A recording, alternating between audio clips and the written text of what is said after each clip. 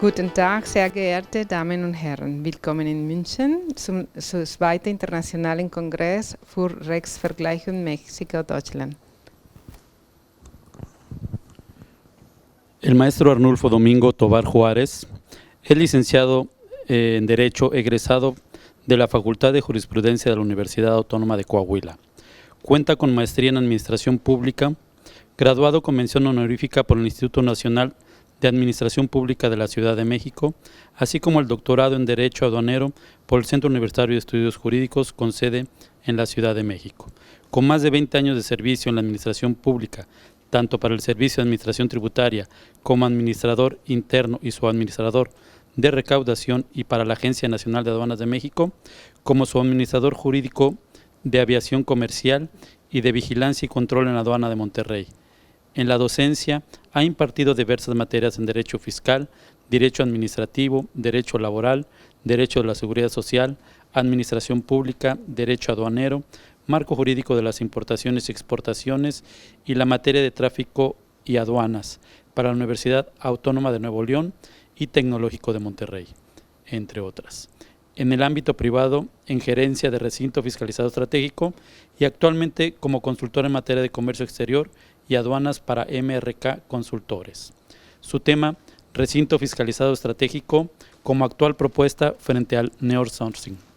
Agradezco infinitamente la invitación al CUEG, a mi amigo el doctor Cisneros, al Colegio Nacional por hacer posible esto. Como ya lo han expresado muchos de ustedes, pues estamos muy contentos de estar aquí en Alemania en este segundo congreso y también decirles que amamos a México y por eso estamos aquí. Yo creo que muchos de nosotros, es una chulada de país, ¿verdad? Si no, no nos quedaríamos ahí, pero entendemos que como todos los países, pues tiene sus bemoles, tiene sus pros y sus contras, pero finalmente existen las reglas. Hace poco teníamos una reunión con algunos empresarios chinos que tenían precisamente la intención de establecer nuevas estrategias de negocio en Monterrey. Yo me radico en la ciudad de Monterrey, en México, que también es una de las 3 ciudades más importantes, además de la Ciudad de México, y precisamente la autoridad aduanera hacía énfasis, muchas gracias, hacía énfasis en el cumplimiento de las reglas, ¿no?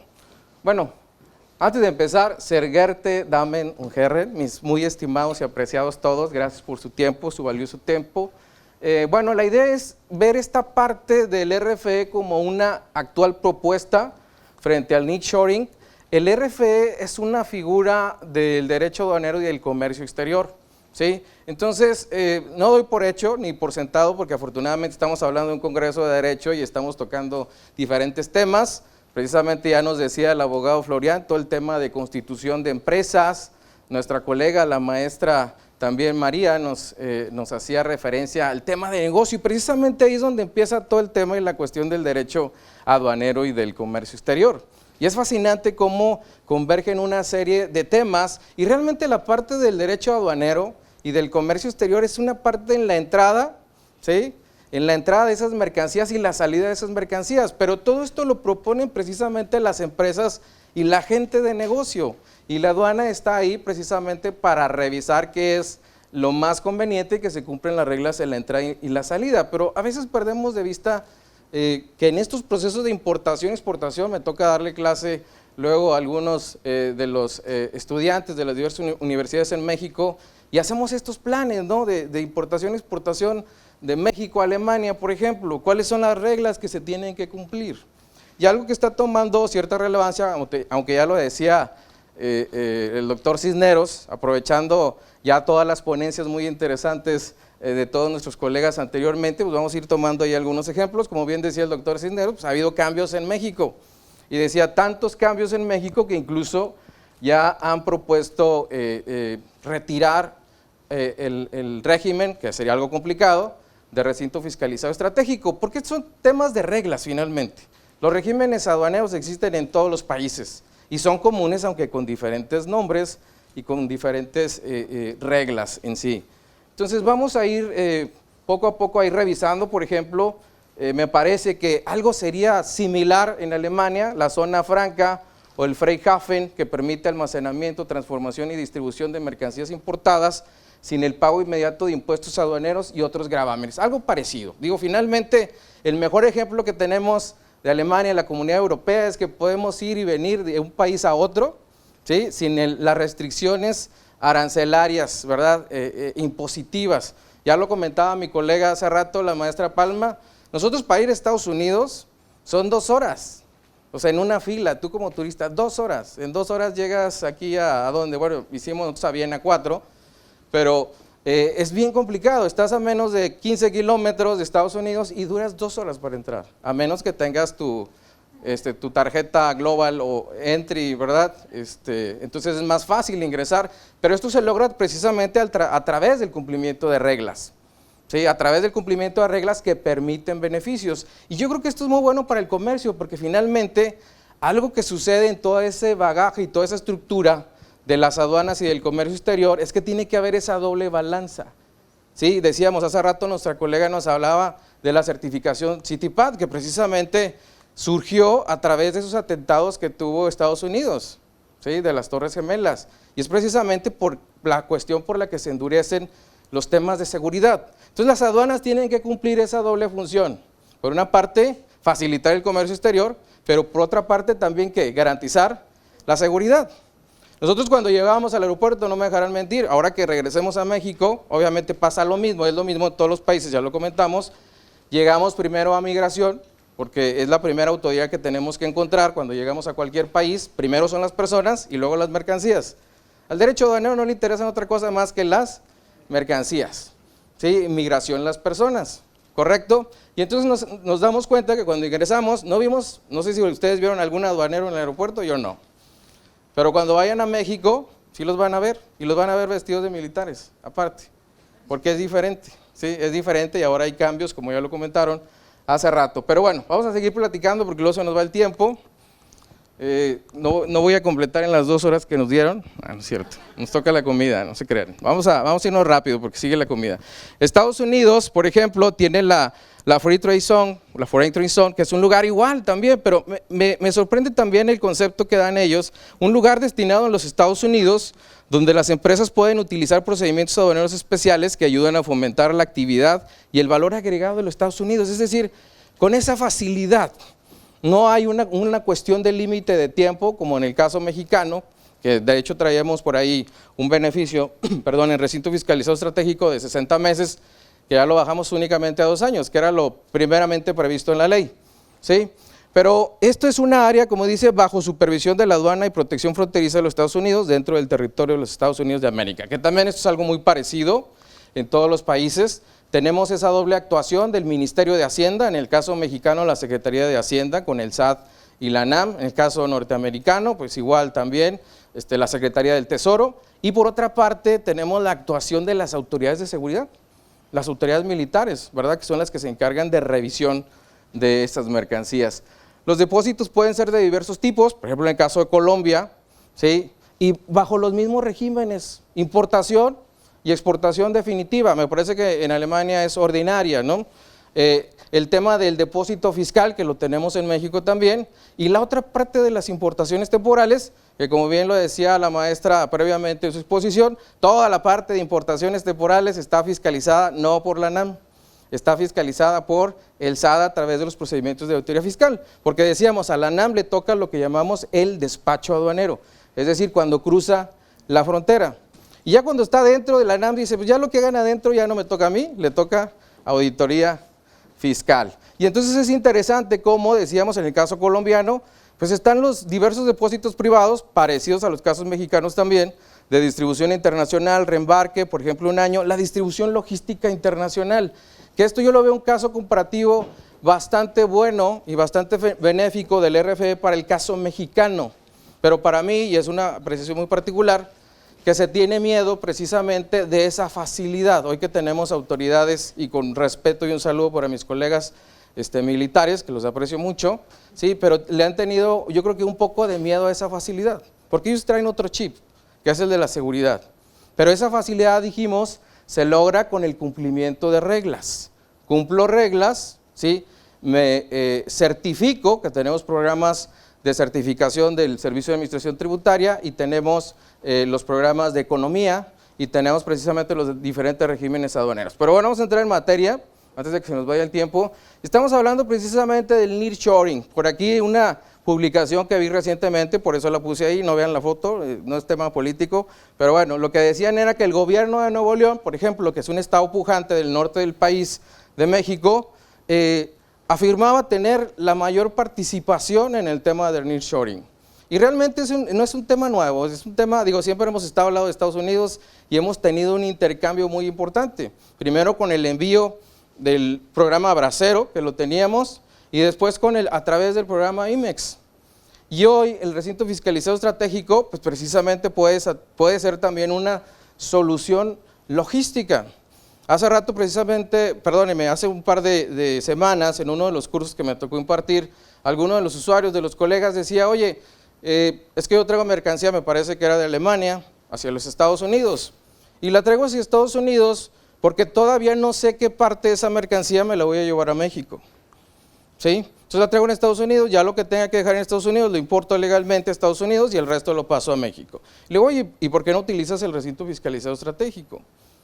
Y antes era una situación, sobre todo para los que no conocen el tema mexicano y los colegas que están también allá y a lo mejor no ven tanto el tema de recintos, pues en las publicaciones oficiales del diario oficial de la Federación, yo creo que no había más de 30 recintos fiscalizados estratégicos. Hoy ya hay más recintos fiscalizados, porque antes ofrecías un recinto fiscalizado estratégico y lo primero que te decía, pues dime dónde están, dime dónde hay. Hay más de 6.900 empresas IMEX registradas en los programas de Secretaría de Economía y hay únicamente poco más o casi se acercan ya, digo, todavía no está actualizado el anexo correspondiente, de recintos fiscalizados estratégicos. Entonces es un tema bastante interesante para esa conexión, ¿sí?, para esa participación, aunque ha habido cambios, como ya lo comentaba el doctor Cisneros, pero yo creo que esa es la parte que estamos haciendo el día de hoy.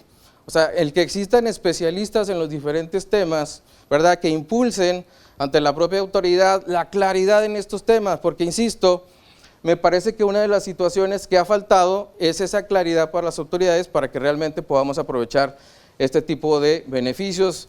Digo, ya prácticamente lo tomé ahí de la misma publicación, el nearshoring entendido como una estrategia por la que una empresa transfiere parte de su producción a terceros que pese a ubicarse en otros países, están localizados en destinos cercanos y con una zona horaria semejante. El nearshoring es hoy en día, una fuerza que coloca en este caso al Estado de Nuevo León, la nota, o a México en el primer lugar nacional, ¿verdad? Con esa facilidad de poder hacer más fácil el comercio en tiempos y costos, ¿sí? Entonces, pues básicamente algunas propuestas de diferentes ángulos, en el tema mexicano, bueno, es para los usuarios de comercio exterior, importadores, exportadores, agentes aduanales, agentes de carga, transportistas, las empresas IMEX, los propios inversionistas, ¿verdad?, que pueden precisamente acercarse a esta posibilidad de la constitución de un recinto fiscalizado estratégico, los socios estratégicos, las autoridades, en este caso, perdónenme, la Dirección General de Aduanas, o en este caso de la Agencia Nacional de Aduanas de México, las 50 aduanas, el SAT, la Secretaría de Economía y todos los que tienen de alguna manera una participación. Pero, y esto también es en todos los países, el recinto fiscalizado estratégico tiene esta diferente naturaleza, ¿verdad? Naturaleza como un almacén, porque sabemos que las mercancías van a depósito ante la aduana, y sabemos que en México ya no existen recintos fiscales, sino que todos son fiscalizados porque son autorizados a terceros, a privados, para que realicen precisamente esa guardia y custodia de mercancía. Bueno, a través de las distintas autorizaciones, concesiones a los particulares, y de ahí precisamente como un régimen, en el propio artículo 14, pues está la propia autorización para recintos fiscalizados estratégicos. Bien, ¿cuál es la naturaleza como recinto?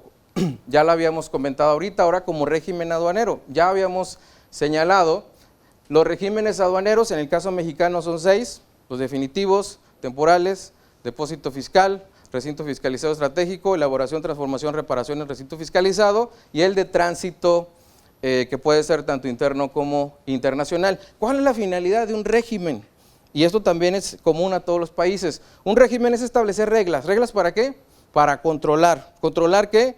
La entrada y salida de mercancías al territorio nacional. Consiste en una destinación que puede recibir, según las leyes y reglamentos, las mercancías sujetas al control de la aduana. Y dentro de esta parte del control, decíamos, de la aduana, tiene que ver la destinación, pero esa destinación, como ya lo decíamos, en esta parte interesante comercial, esa destinación no la da la aduana, esa destinación no la da cualquier autoridad, esa destinación la da cada uno de los empresarios, de las empresas que precisamente intentan llevar a cabo el comercio. Estas son las características de cualquier régimen aduanero: el control por parte de la aduana, las reglas de la aduana, la naturaleza y objetivo de las distintas destinaciones. ¿Cuáles son las propuestas para un RFE de distintos ángulos?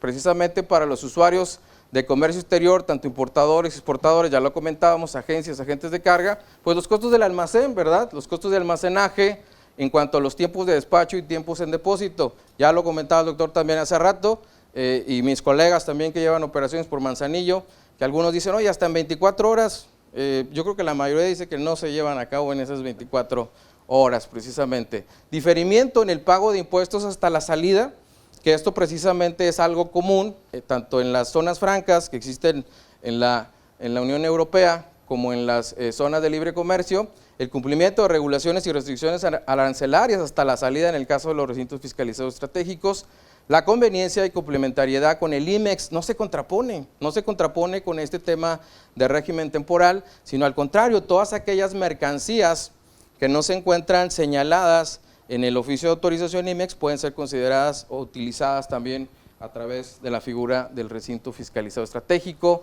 Para los que quieran ser inversionistas o socios en la constitución de los recintos fiscalizados estratégicos, bueno, pues el valor de renta o inversión ha aumentado hasta en un 20 o 30% del metro cuadrado, ¿sí? Obviamente con esas facilidades que tienes a través de la figura del régimen de recinto fiscalizado estratégico, ahorro de gastos administrativos, cumplimiento de trámites, requisitos para diversas autoridades, sobre todo para el tema de empresas IMEX, que están volteando a ver el tema de régimen de recinto fiscalizado en vez de establecer una autorización IMEX por parte de la Secretaría de Economía. La frontera prácticamente se traslada al RFE a partir del ingreso de las mercancías al RFE, inicia el proceso de exportación y su salida, el de importación, por ejemplo, para el cumplimiento de regulaciones y restricciones arancelarias. Es un tema muy interesante para una ficción jurídica del derecho que prácticamente es una zona especial de la aduana, y esto créanme que se lo he tratado de comunicar a nuestros colegas autoridades que tienen ese chip muy cerrado luego de las facilidades del recinto fiscalizado estratégico. ¿Por qué? Aquí lo vemos precisamente desde el ángulo de las autoridades. La fiscalización en un RFE está a cargo de la NAM, ¿sí? ¿Quién tiene las facultades de fiscalización dentro de un recinto fiscalizado estratégico? La NAM, a través de cada una de sus aduanas, tanto para la validación y el inicio de operaciones de un administrador y de un operador. La NAM cuenta con 2 responsables y socios de su labor. Ahorita veíamos precisamente las imágenes de la maestra Palma, cómo veía el centro de monitoreo, cómo estaban llevando a cabo precisamente los ejercicios de seguridad del CITIPAT. El recinto fiscalizado estratégico también tiene precisamente esa visibilidad 24/7, cosa que no tiene en IMEX. Bueno, dice, ¿cómo le vas a hacer cuando tengas 6,000 recintos fiscalizados estratégicos, no? Como hay IMEX, pero para todo hay solución a través de la tecnología. El caso es que se empiece a utilizar la figura hoy en día y se vea precisamente los diferentes beneficios. La NAM cuenta entonces, decíamos, con un monitoreo 24/7, vigilancia y control que realiza el administrador, tanto de cámaras, controles de acceso. Operativa y de glosa la realiza el operador del recinto fiscalizado estratégico a través del sistema de control de inventarios, que se utiliza como en el IMEX, se utiliza como en otros temas de certificación y de seguridad a través del anexo 24. Hay algunas particularidades, el uso de ciertos tipos de pedimentos aduaneros que hoy en día, pues precisamente decían, están ahí en cierta situación por el uso, por las claves. El capítulo 98, de acuerdo al sistema armonizado, es un capítulo especial que existe únicamente en México, y algunas claves o tipos de pedimento que son necesarios para introducción de mercancías. Y esto lo pongo por ejemplo, o como ejemplo, porque les decía, abundando un poco en el derecho comparado, pues estamos igual que otros países, o sea, son las las mismas reglas que se utilizan tanto en formas de control a través de los pedimentos. Ya nos comentaba la maestra la doctora Gabriela hace rato también, en el caso de aprovechar todos los beneficios que tenemos de los tratos arancelarios preferenciales, hacer las indicaciones correctas dentro de los pedimentos, y entonces sí tenemos un control también a través de los pedimentos para este régimen de recinto fiscalizado. Ya lo comentábamos a través del capítulo 98, que por ahí andamos batallando con algunas interpretaciones precisamente por parte de las autoridades. Se establece claramente qué mercancías no pueden ser objeto del régimen, pues prácticamente todo lo que tiene que ver con los hidrocarburos.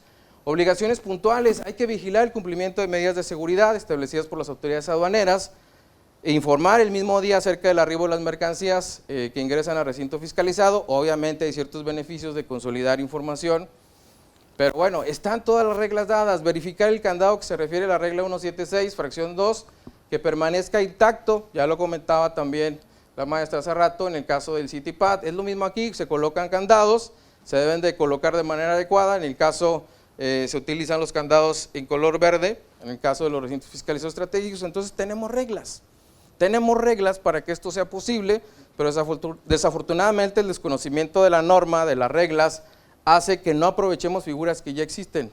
Bien lo decía el doctor hace rato, bueno, tenemos todo un marco jurídico desde la Constitución, desde obviamente los tratados, ¿sí? Las reglas generales de comercio exterior, el reglamento de la ley aduanera, y son beneficios que tenemos que aprovechar. Bueno, pues como es la comida, yo ya terminé, me fui muy rápido, muchísimas gracias.